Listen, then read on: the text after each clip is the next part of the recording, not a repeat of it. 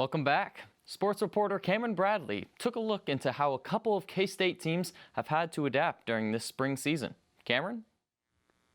Thanks, Dawson. Kansas State Athletic Director Gene Taylor, who led the department through COVID-19, has a new contract extension, almost doubling his salary and keeping him under contract until 2027.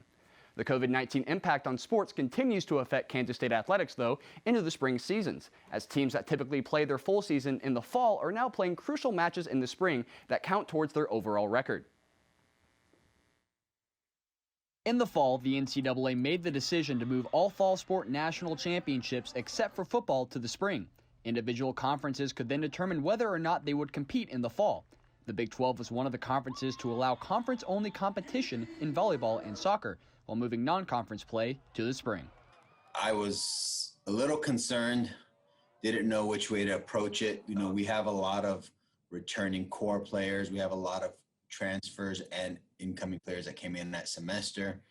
But how quickly can we try to catch those players up to what we've been doing? For both teams, typically the spring is a time to refocus and develop in preparation for the fall. But with these teams competing in matches that will count against their record, the focus of the spring season has shifted. The opportunity sometimes in the spring has been much different. You're doing a lot of technique development. You're doing a lot of individual improvement. And we really aren't going to get that opportunity to do that because we're trying to prepare the team for competition. Due to the changes, the soccer team scheduled 6 matches for the spring, including 2 right here at Boozer Family Park. While volleyball scheduled 7 matches for the spring, including 4 matches right here at Bramlage Coliseum. For the athletes, though, these non-conference matches are business as usual. I think we had momentum coming in from the end of our last season, and knowing that they're accountable and that we want to be competitive was an easy transition for the girls. The Kansas State men's basketball team finished their 2020-2021 campaign 2 weeks ago on a high note in the Big 12 tournament, making it to the second round. Since then, though, 4 players have entered the transfer portal, including 3 that had significant roles in the team this year. Sophomore forward Antonio Gordon, sophomore guard Dejuan Gordon, and junior guard Rudy Williams.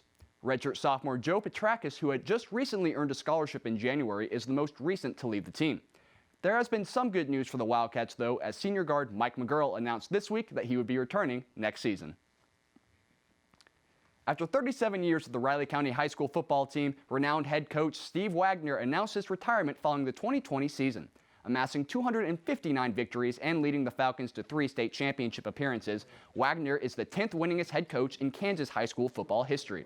Now the Falcons have found their new head coach, Eric Woolman, an assistant coach for Riley County under Wagner for the past 10 years and a former head coach at Moscow High School in southwest Kansas.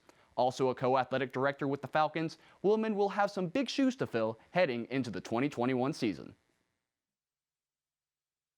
It's still sinking in. And again, you don't replace a Steve Wagner. It's impossible. You don't replace legends. And I'm not looking to replace him. I'm looking to continue what he's done and add on and build moving forward. That's all for sports. Back to you, Dawson.